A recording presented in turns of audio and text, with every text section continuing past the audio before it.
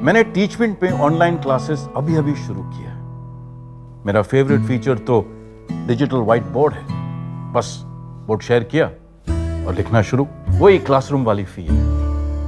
पहले थोड़ी प्रॉब्लम होती थी क्योंकि कुछ स्टूडेंट्स को फॉर्मूला अच्छे से दिखाई नहीं देते थे, लेकिन अब सब कुछ क्लियरली दिखाई देने लगा है। वो खुश तो मैं खुश।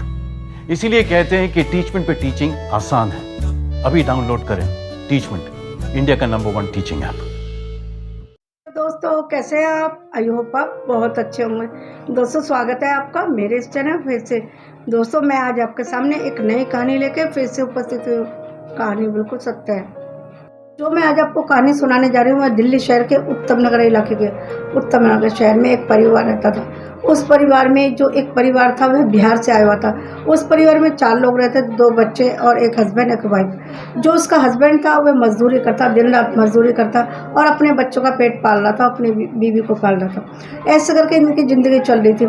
किसी तरह मेहनत करता और शाम को घर में खाने पीने का जुगाड़ होता था। ऐसे करके इनकी ज़िंदगी चल रही थी। एक दिन वह काम पे गया हुआ था। जब वह काम पे गया अचानक से जब उसको पता चला काम पर ही कि उसका बच्चा गायब है, एक 5 साल का बेटा गायब है। इतने में उसका जो मजदूर था वह तुरंत घर में आता है। आने के बाद बहुत खोज खबर करता है। खोजने के बाद वह बच्चा नहीं मिल पाता। जब नहीं मिल पाता तो वह पुलिस में खबर करता है। पुलिस वाले फिर बोलते हैं कि ठीक है हम खोज खबर करेंगे। इतने में उनके पास एक फ़ोन आता है और बोलते हैं तुम 5 लाख रुपए दे दो वरना तुम्हारा बच्चा वापस नहीं मिलेगा। मजदूर आदमी कहाँ से 5 लाख रुपए लाएगा? वह तो सोच में पड़ गया, दुखी हो गया, सबसे बोलने लगा कि मैं क्या करूँगा, मेरे बच्चों को कैसे वापस लाऊंगा। वह रोने लगा, पीटने लगा, लेकिन 5 लाख रुपए कैसे इंतजाम करें? उसके लिए तो 5 लाख रुपए एक सपना जैसा था। 5 लाख रुपए इतनी बड़ी रकम कोई अच्छा खासा आदमी भी नहीं जुगाड़ कर सकता। वह तो मजदूर ही था ना। जब मजदूर के पास वह किडनैपर फ़ोन करते हैं वह नंबर वह पुलिस वालों को दे देता है और बोलते हैं पुलिस वाले को कि इस नंबर से मुझे फ़ोन आया 5 लाख के लिए, मैं कहाँ से दूँ? तो पुलिस वाले कहते हैं ठीक है इस नंबर को हम ट्रेस करके तुम्हारे बच्चे को खोज निकालेंगे। और जब 3-4 दिन बीत गए बच्चे का पता नहीं चला, खोज भी नहीं चली। नंबर देने के बाद भी वह पुलिस के चक्कर लगा रहा था कि मेरा बच्चा कहाँ है, मेरे बच्चे को ढूंढ निकालो। लेकिन वह कह रहे थे हम अपना काम कर रहे हैं, ऐसे करके उसको वापस कर देते। फिर किडनैपर फिर मजदूर के पास फ़ोन आता है। ऐसे करके 2-3 बार फ़ोन आता है और वह रोने गिड़गिड़ाने लगता है कि मैं मजदूर आदमी कहाँ से 5 लाख रुपए लाऊंगा? मैं 20,000 रुपये का इंतजाम कर सकता हूँ। तुम कहो तो मैं देने आ जाऊँ और तुम मेरे बच्चों को वापस कर दो। ऐसे में वह कहते हैं कि यदि बच्चे को लेना है तो हमें 5 लाख रुपये चाहिए। ऐसे करके तुरंत फ़ोन काट देते हैं। अब तो किडनैपर को पता चल चुका था कि वह मजदूर उसको 5 लाख रुपए नहीं देने वाले, क्योंकि वह तो 20,000 की बात कर रहा था। जो 20,000 की बात कर रहा था वह 5 लाख रुपए कैसे देगा? किडनैपर ने सोचा अब तो हमें पैसे नहीं मिलेंगे। वह सोचते हैं इस बच्चे को मार दिया जाए और उसको जान से मार दिया, गला घोंट के मार दिया और उस बच्चे को उस कमरे में बंद करके जिसमें वह किराए पे रहते थे ना जाने कहाँ चले गए। जब 3-4 दिन बीत गए, कमरे में ताला लगा हुआ था। जब बदबू आने लगी बच्चे के मरने के बाद 3-4 दिन बीत गए, लोगों ने शिकायत की इस कमरे से बदबू आ रही है। जब पुलिस को बुलाया जाता है, जब पुलिस ताला तोड़ के देखते तो उस बच्चे की लाश उस कमरे में पड़ी थी। लाश सड़ चुकी थी क्योंकि 3-4 दिन बीत चुके थे, उसमें से बदबू आ रही थी। तो मजदूर को पता चलता तो मेरा बच्चे को उन्होंने जान से मार दिया। वह रोने बिलखने लगता है, उसकी हालत बुरी हो गई थी। वह सोचता मैं मजदूर आदमी मेरे बच्चे को किडनैप किया। उनको तो पता है मैं एक मजदूर आदमी, मैं 5 लाख रुपए कहाँ से लाऊंगा? ऐसे करके वह रोने बिलखने लगता है।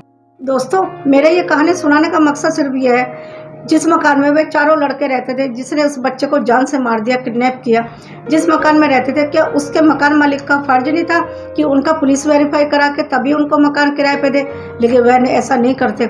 उनको लालच बन जाता है कि 4 लड़के हैं, ज़्यादा किराया मांगेंगे तो ये ज़्यादा ही दे देंगे। क्योंकि कभी कभी ऐसा होता है जो लड़के गलत काम करते हैं तो तीसरे मोहल्ले में जाकर मकान लेते हैं ताकि उनको कोई पहचाने नहीं और मुँह मांगा रेट भी दे देते हैं। इसलिए जो मकान मालिक है इस चीज़ का फ़ायदा उठाते हैं। उनको ये नहीं सोचते कि ये लड़के 4 लड़के हैं, क्या करते हैं, कहाँ से आते हैं, कब आते हैं, ये बात की खबर नहीं करते। यदि इस बात की जांच करें तो ये लड़के अपराध करेंगे नहीं और अच्छे कॉलोनी में तो मकान लेने की हिम्मत ही नहीं कर पाएंगे। लेकिन ऐसा नहीं करते। मकान मालिक सोचते हैं यदि फैमिली वाले रहेंगे तो वे हमें किराया कम देंगे और 4 लड़के हैं तो मिल बांट के पैसे देंगे, जो हम मांगेंगे वही दे देंगे, लेकिन ऐसा बिल्कुल नहीं होना चाहिए। कभी भी अपना मकान किराए पे दे तो पुलिस वेरीफाई जरूर कराए। और देखा ना, उन्होंने उसी घर में, उन्हीं के घर में एक बच्चे को जान से मार दिया और ताला लगा के गायब हो गए। यदि उनका पुलिस वेरीफाई होता तो ऐसा कभी नहीं होता। और कहीं ना कहीं पुलिस की भी लापरवाही है कि उन्होंने उनका नंबर ट्रेस नहीं किया। ट्रेस से तो कहीं से भी किसी को भी निकाला जा सकता है, लेकिन कहीं ना कहीं पुलिस की भी लापरवाही है। 4 दिन बाद पुलिस को पता चलता है, बच्चे के मौत के बाद। उससे पहले पुलिस कहाँ थी? उन्होंने क्यों नहीं खोजबीन की? यदि किसी पैसे वाले का बच्चा होता तो दौड़ दौड़ के उसको खोजबीन करते, लेकिन गरीब के कोई सुनवाई नहीं होती।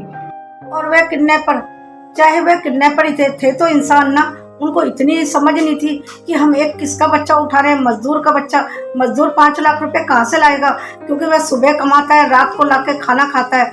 यदि अमीर का बच्चा होता तो वह फिर भी अपने बच्चे को बचा लेते, और पुलिस भी उसी के बच्चों को बचा लेती, क्योंकि लेकिन गरीब के बच्चे को कोई नहीं बचाता। ना तो उसके पास पैसे होते, ना कोई सुनवाई होती, ना कोई उसके साथ होता। सिर्फ पैसों वाले को ही सब साथ देते हैं।